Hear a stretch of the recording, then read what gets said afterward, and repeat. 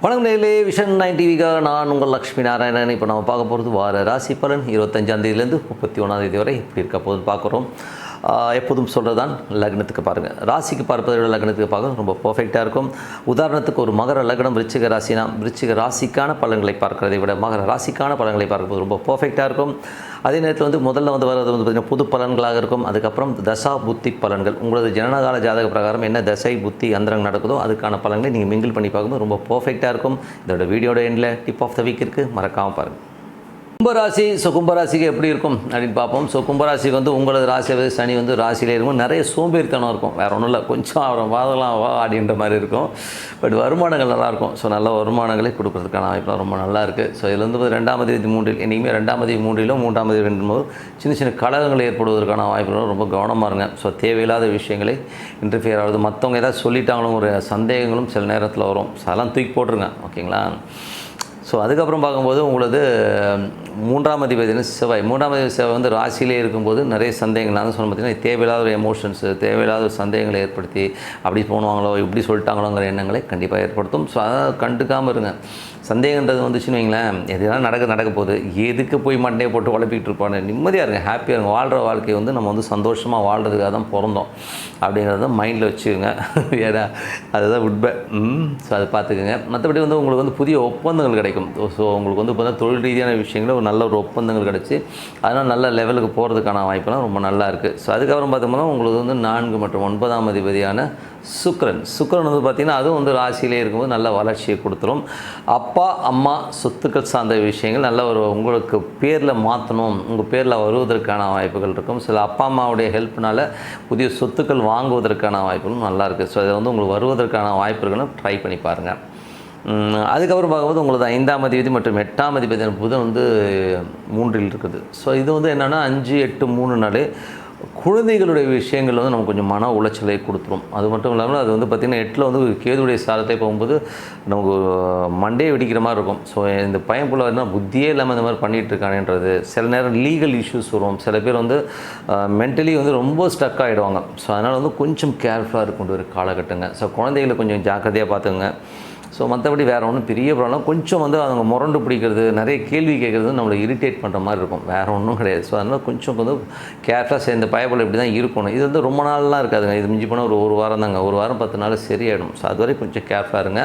ஏன்னா அது புதன் கேதுடைய சாரத்தில் போகும்போது கண்டிப்பாக இந்த மாதிரி விஷயங்கள் வரும். கொஞ்சம் கேர்ஃபுல்லாக இருக்கணும். ஏன்னா அது பிரச்சனை என்னென்னா 3, 8 சம்மந்தப்பட்டதுனால எமோஷன்ஸை அதிகமாக கொடுத்ததுனால ரொம்ப கேர்ஃபுல்லாக இருக்கணும். சட்ட ரீதியான பிரச்சனைகளோ லீகல் இஷ்யூஸ்லையோ இல்லை பெரிய கடன் சம்மந்தமான விஷயங்களை மாட்ட விட்டுருவாங்க. அக்ரிமெண்ட்டோ டாக்குமெண்டேஷனோ பண்ணுறதுக்கு முன்னாடி 1க்கு 10 வாட்டி யோசித்து படித்ததை, அதாவது கையெழுத்து போடுறவங்க 1க்கு 10 வாட்டி படித்து பார்த்து கையெழுத்து போடுறது ரொம்ப ரொம்ப நல்லதுங்க. அது பார்த்து பண்ணுங்கள், ஓகேங்களா. அது ரொம்ப ஜாக்கிரதையாக பார்க்கணும். ஏன்னா அது அந்த மாதிரி சிக்கல்களை ஏற்படுத்தும், ஓகேங்களா. 6ஆம் அதிபதி 6ஆம் அதிபதி சந்திரன் பார்த்திங்கன்னா உங்களுக்கு வாரத்தின் முற்பகுதி, வாரத்தின் ஒரு முற்பகுதி திங்கள் செவ்வாயில் கொஞ்சம் எமோஷன்ஸையும் ஸ்ட்ரெஸ்ஸையும் ஏற்படுத்தும் வேலையில். வேலையில் தேவையில்லாத ஒரு தலைவலிகளோ ஒரு டென்ஷனை ஏற்படுத்தும். புதன் வியாழனில் நல்ல ஒரு ஏற்றங்கள் நல்ல மாற்றங்களை கொடுக்கும். சனி ஞாயிறில் ஒரு எமோஷன் ஸ்ட்ரெஸ்ஸு ஒரு மனக்கலக்கங்களை கண்டிப்பாக ஏற்படுத்தும். அதுவும் பார்த்திங்கன்னா அப்பா சார்ந்த உறவுகளால் ஒரு சின்னதாக எமோஷன்ஸ் வர்றதுக்கான வாய்ப்புகள், தொழில் ரீதியான விஷயங்களும் ஒரு எமோஷன்ஸ் வர்றதுக்கான வாய்ப்புகளை கண்டிப்பாக கொடுத்துரும். அதனால் அது கொஞ்சம் பார்த்து நடந்துக்குங்க. 11ஆம் அதிபதி மற்றும் 2ஆம் அதிபதியான குரு 3இல் இருக்கும். புதிய ஒப்பந்தங்கள், புதிய விஷயங்களால் நல்ல லாபங்கள், தந்தை சார்ந்த சொத்து சம்பந்தமான விஷயங்கள் பெரிய ஒரு லாபங்கள் கிடைக்கிறதுக்கான வாய்ப்பு ரொம்ப நல்லா இருக்குது. எல்லாமே ரொம்ப சிறப்பு தான். எல்லாமே நல்லது தாங்க. நம்மளை பொறுத்தவரை இருக்குன்னா பிரார்த்தனை தாங்க. இப்போ பார்த்தது பொது பலன்களை பார்த்தோம். இப்போ அடுத்தது பார்க்க தசா புத்தி பலன்கள் எப்படி இருக்குன்னு பார்ப்போம். கும்ப லக்னம் சனி சூரிய தசாபுத்தி அந்தரம் நடக்கிறவங்களுக்கு எப்படி இருக்கும். சூரியன் பார்த்திங்கன்னா உங்களுக்கு 7ஆம் அதிபதி. 7ஆம் அதிபதி சூரியன் உங்களுக்கு 2இல் இருக்கும்போது திருமணம் ஆகாதவர்களுக்கு திருமணம் கைக்கூடி வருவதற்கான வாய்ப்புகள் ரொம்ப நல்லா இருக்குது. குடும்பத்தில் தேவையில்லாமல் சின்ன சின்ன சச்சரவுகளோ ஒரு எமோஷன்ஸோ இருக்கும். பட் அதை மட்டும் கொஞ்சம் விட்டு கொடுத்து போனீங்கன்னா எல்லாமே சிறப்பாக இருக்கும். வெளி வட்டார பழக்கங்களில் யாரோ ஏதோ சொல்லிட்டு நம்ம எமோஷன் ஆகுறது, இந்த மாதிரி விஷயங்கள் இருக்கும். அதெல்லாம் கொஞ்சம் கண்ட்ரோல் பண்ணிக்கிறது ரொம்ப ரொம்ப நல்லது. அதுக்கப்புறம் பார்த்திங்கன்னா கும்ப லக்னம் சந்திர தசாபுத்தி அந்தரம் நடக்கிறவங்களுக்கு எப்படி இருக்கும். சந்திரன் பார்த்திங்கன்னா உங்களுக்கு 6ஆம் அதிபதியாக வாரத்தின் முற்பகுதியில் வந்து பார்த்திங்கன்னா திங்கள் செவ்வாயில் வந்து ஒரு மன உளைச்சலும் டென்ஷனையும் கொடுக்கும். அதுக்கப்புறமா எல்லாமே மாதிரி ஓரளவுக்கு நல்லா கிளியராகி போயிட்டுருக்கும். வாரத்தின் கடைசி 2 நாட்கள் சனி ஞாயிறு, ஸோ அந்த காலகட்டத்தில் வந்து ஒரு கொஞ்சம் எமோஷனாக ஒரு ஃபீலிங் கொடுக்கும். தொழில் ரீதியான விஷயங்களோ சின்ன மனக்கலக்கங்கள், மாமியார் வீட்டு சைட்னால ஒரு சின்ன மனக்கலக்கங்கள் வருவதற்கான வாய்ப்பு, அப்போ மட்டும் கொஞ்சம் பார்த்து நடந்துக்கணுங்க. ஸோ அது இந்த சந்திர தசாபுத்தி அந்தரம் நடக்கணும் கண்டிப்பாக இருக்கும். ஓகேங்களா? ஸோ அதுக்கப்புறம் கும்ப லக்னமாக இருந்து செவ்வாய் தசாபுத்தி அந்தரம் நடக்கணுங்க எப்படி இருக்கும்னு செவ்வாய் வந்து உங்களுக்கு வந்து ராசியிலே இருக்கிறார். ஸோ ராசியிலே இருந்து அது ராகுடைய சாரத்தில் போகும்போது அது வந்து உங்களுக்கு வந்து 3 மற்றும் 10ஆம் தேதி வந்து புதிய தொழில் ஒப்பந்தங்களை கொடுப்பதற்கான வாய்ப்புகள் ரொம்ப நல்லா இருக்குது. அதனால் நல்ல வருமானங்கள் வருவதற்கான வாய்ப்புலாம் நல்லா இருக்குது. இதில் ஒரே மைனஸ் என்னென்னா, யாருக்கெல்லாம் வந்து கும்ப லக்னமாக வந்து செவ்வாய் தசாபுத்தி அந்தரம் நடக்குதோ தேவையில்லாத ஒரு சந்தேகங்களை ஏற்படுத்திடும். ஸோ அதுதான் பிரச்சனையே. சின்ன சந்தேகங்கள் ஏற்படும், அதை மட்டும் தூக்கி போட்டிங்கன்னா வேறு எதுவுமே ப்ராப்ளம் கிடையாது. ஸோ கும்ப லக்னமாக இருந்து யாரெல்லாம் வந்து ராகு தசாபுத்தி அந்தரம் நடக்குதோ, ராகு வந்து பார்த்திங்கன்னா புதனுடைய சாரத்தில் போகும்போது ராகு வந்து 3லிருந்து அது வந்து 5, 8ஆம் அதிபதியாக இருந்தால் குடும்பத்தில் தேவையில்லாத கலகங்களையும் வாக்குவாதங்களையும் ஏற்படுத்திடும். ஸோ குழந்தைகள் சம்பந்தமான விஷயங்களோ காதல் சம்பந்தமான விஷயங்களோ ஏதோ ஒரு விஷயத்தை பேச போய் அதனால் ஒரு பிரச்சனைகள் வரும். ஆன்மீக சுற்றுலா பயணங்களை இப்போ தவிர்ப்பது நல்லது. யாருக்கெல்லாம் வந்து ராகு தசாபுத்தி அந்த நடக்குது அவங்க தவிர்த்துக்கோங்க. அது போனீங்கன்னா அங்கே போகிற இடத்துல ஒரு அன்கம்ஃபர்ட்டாக ஃபீல் போனீங்க, கொஞ்சம் ஸ்ட்ரெஸ் இருக்கும். ஸோ அதை கொஞ்சம் பார்த்து நடந்துக்கணும். அதுக்கப்புறம் கும்ப லக்னமாக இருந்து குரு தசாபுத்தி அந்தரம் நடக்கிறவங்க வந்து குரு வந்து பார்த்திங்கன்னா 3லிருந்து சுக்கிரனுடைய சாரத்தில் போகிற ஒரு காலகட்டங்கள். அப்பா அம்மா சொத்துக்கள் சார்ந்த விஷயங்கள் உங்களுக்கு பாகங்கள் வரதா இருந்தால் அந்த பாகங்கள் வருவதற்கான வாய்ப்பு, ஒரு பழைய சொத்துக்கள் விற்று அதனால் பெரிய பணம் வருவதற்கான வாய்ப்பெல்லாம் ரொம்ப நல்லா இருக்குது. ஸோ அது ஒரு நல்ல விஷயந்தாங்க. ஆனால் என்ன ஒன்று, தாயாருக்கும் உங்களுக்கும் ஒரு சின்ன மனபேதங்கள் கொஞ்சம் வாக்குவாதங்கள் வரும். ஸோ அதை மட்டும் கொஞ்சம் கண்ட்ரோல் பண்ணிக்கணும். ஸோ அதுதான் விஷயம். மற்றபடி வந்து பார்த்திங்கன்னா யாருக்கெல்லாம் வந்து கும்ப லக்னமாக இருந்து, ஏன்னா இது செவ்வாய்ங்கிறது வந்து பார்த்திங்கன்னா அந்த ஒரு இடத்துல இருக்கும்போது அந்த மாதிரி விஷயங்களை பண்ணிவிடும். அதே மாதிரி குருவும் அந்த மாதிரி பெரும் பணம், ஏன்னா குரு வந்து சுக்கிரனுடைய சாரத்தில் போகும்போது லாபத்தை கொடுத்துரும், ஆனால் கொஞ்சம் மன உளைச்சலை கொடுத்துருங்கிறது தான் உண்மையான விஷயம். அதில் கும்ப லக்னமாக இருந்து சனி தசாபுத்தி அந்தரம் நடக்கிறவங்க சனி வந்து பார்த்திங்கன்னா ராகுடைய சார்ந்த பெரும் பணம் சம்பந்தமான விஷயம், நல்ல ஒரு வளர்ச்சி, நல்ல ஒரு வருமானங்கள் வருவதற்கான வாய்ப்புலாம் ரொம்ப நல்லா இருக்கும். ஸோ சிறப்பான வளர்ச்சி கண்டிப்பாக எதிர்பார்க்கலாம். அதுக்கப்புறம் கும்ப லக்னமாக இருந்து புதன் தசாபுத்தி அந்தரம் ரொம்ப கேர்ஃபுல்லாக இருக்கணும். ஏன்னா வந்து கேது 8ல் புதன் கேதுடைய சாரத்தில் போகும்போது பெரிய மன உளைச்சலும் ஸ்ட்ரெஸ்ஸையும் உருவாக்கும். மன ரீதியாகவும் சரி குழந்தைகளாகவும் சரி கொஞ்சம் வந்து ஒரு எமோஷன் ஆகிறதுக்கான வாய்ப்புலாம் ரொம்ப கேர்ஃபுல்லாக இருக்கணும். டாக்குமெண்டேஷன் அக்ரிமெண்ட்டு எது போடுறதுனால 1க்கு 10 வாட்டி வந்து படித்து பார்த்து தெளிவாகி கையெழுத்து போகிறது ரொம்ப நல்லதுங்க. அப்புறம் கும்ப லக்னமாக இருந்து கேது தசாபுத்தி அந்தரம் நடக்கிறவங்க வந்து 8ல் கேது இருக்கும்போது ரொம்ப கவனமாக இருக்கணும். வேலையில் வந்து ஏதாச்சும் பிரச்சனைகள் வருவதற்கான வாய்ப்பு, வம்பு வழக்குகள் வருவதற்கான வாய்ப்பு இருக்கனால ரொம்ப கவனமாக இருக்கணும். அதனால் எமோஷன்ஸ் வரதுக்கான கொஞ்சம் ஜாக்கிரதையாக இருக்க வேண்டிய ஒரு காலகட்டங்க. ஸோ அதுக்கப்புறம் வந்து பார்த்திங்கன்னா கும்ப லக்னமாக இருந்து சுக்கிர தசாபுத்தி அந்தரம் நடக்கிறவங்க எப்படி இருக்கும். சுக்கிரன் வந்து பார்த்திங்கன்னா உங்களுக்கு வந்து அவர் வந்து பார்த்திங்கன்னா உங்களுக்கு 4, 9ஆம் அதிபதியாக இருந்து அது ராசியிலே இருக்கும்போது என்ன மாதிரி விஷயங்களும் கொஞ்சம் பணம் வருங்க. அப்பா அம்மானாலும் ஒரு நிறைய பணம் வருவதற்கான வாய்ப்புகள் நிறையவே இருக்குது. ஸோ அதனால் வந்து ஒரு பெரிய இன்கம் வந்து அப்பா அம்மானாலும் கிடைக்கும். சொத்துக்களாலும் வெளிநாட்டில் இருக்கவங்களும் வந்து ஒரு பெரும் பணம் வருவதற்கான வாய்ப்புலாம் ரொம்ப சிறப்பாக இருக்கும். ஸோ நல்ல விஷயம், நல்ல மாற்றங்களாக இருக்குன்னா பிரார்த்தனை ரொம்ப அவசியங்க. ஸோ மனதார இறைவனை பிரார்த்தனை பண்ணும்போது கண்டிப்பாக நல்ல வளர்ச்சி கண்டிப்பாக இருக்குங்க. Tip of the week. So tip of the வீக்கில் இந்த வாட்டி வந்து ஒரு டிஃப்ரெண்ட்டான ஒரு சப்ஜெக்டை பார்க்க போகிறோம். ஸோ நிறைய பேர் வந்து என்கிட்ட கேட்ட ஒரு கேள்விகள், சாமியை கும்பிட்டா எனக்கு கோடியாக பணம் கிடைக்குமா, தங்கம் கொட்டுவா, ஸோ இது மாதிரி விஷயங்களை நிறைய பேர் கேட்குறது உண்டுங்க. ஸோ முதல்ல வந்து ஒரு விஷயம் புரிஞ்சுக்கணும், சாமினா யார்? சாமினா வந்து நமக்கு மேலே இருக்க ஒரு பரம்பொருளுங்க, அவ்வளோதாங்க. அது என்ன வேணால் உருவகப்படுத்திக்கங்க. உங்களுக்கு இஷ்டமான தெய்வத்தை நீங்கள் வந்து உருவப்படுத்திக்கலாம், பேசிக்கலாம், என்ன வேணால் பண்ணலாம். அது வந்து சாமி. ஸோ சாமிகிட்ட வந்து என்கிட்ட வருவாங்க, நான் இந்த கோயிலுக்கு போங்க, இந்த மாதிரி ஒரு வழிபாடு முறைகளை செய்யுங்க அப்படின்னு நம்ம சொல்கிறோம்.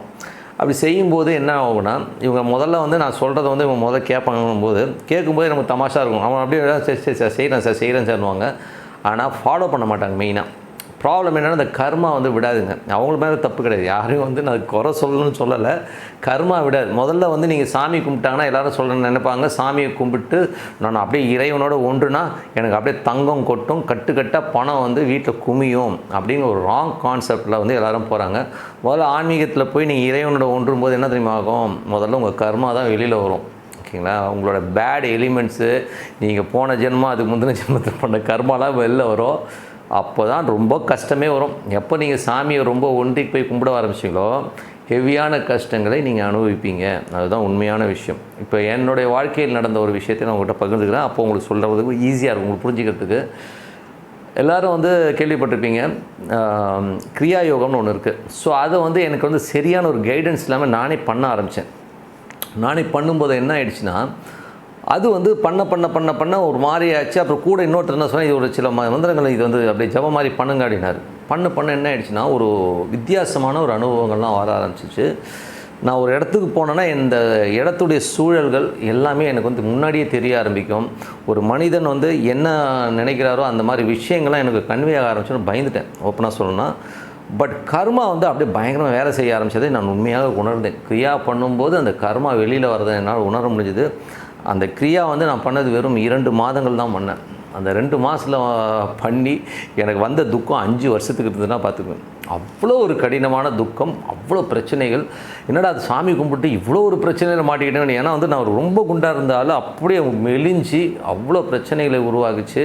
ஹெல்த்தெல்லாம் வந்து ரொம்ப படுத்திடுச்சு. ஹெல்த்தெல்லாம் பார்த்திங்கன்னா, நான் வந்து 7 மணிக்கு, அதாவது 8 மணிக்கு நான் டிஃபன் சாப்பிட்ணும். 8 மணிக்கு டிஃபன் சாப்பிட்லன்னா எனக்கு வந்து 8:30 மணிக்கு வந்து ஜுரம் வந்துடும்.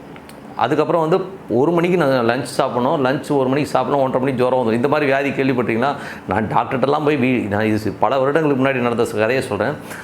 போய் பார்த்தோம்னா டோட்டலாக வந்து பார்த்திங்கன்னா எதுவுமே எல்லாமே நார்மலாக இருக்கும். அதுக்கப்புறம் ஒரு டாக்டர் சொன்னேன், என்னடா பண்ண அப்படின்னு கேட்டார் ஒரு டாக்டர். இல்லை சாமி, நான் எதாவது யோகா பண்ணியான்னு.